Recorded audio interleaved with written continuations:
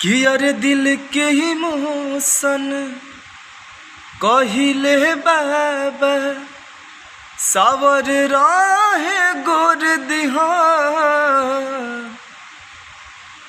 कि जवन छोड़ के गइल बियाए बाबा ओकरा से लभर बिजोड़ दिहा कि जवन छोड़ के गइल बियाए बाबा ओकरा से लभर बिजोड़ दिहा। और कहे के बा हाँ कि मांग लेना कुछ बाबा चाही तुहार प्यार हो अरे सपना के रानी चाही चाही नाही हार हो। और कहे के बाटे कि स्टोरी हमारे अलग कई दी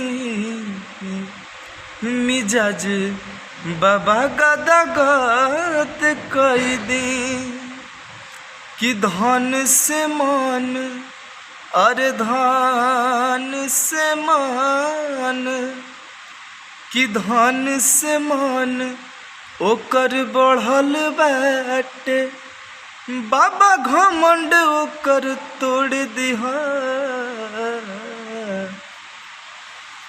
कि जवन छोड़ के गइल बियाए बाबा ओकरा से लभर बिजोड़ दिहा कि जवन छोड़ के गइल बियाए बाबा ओकरा से लभर बिजोड़ दिहा।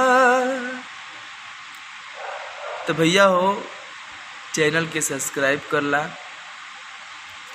गाना अगर पसंद आयल हुई तो please like comment subscribe share जमन मन में आई तवन कर दो। बस अपना भाई के सपोर्ट करें। जय हो, जय भोजपुरी, जय हमारे भाई लोग, जय महाकाल।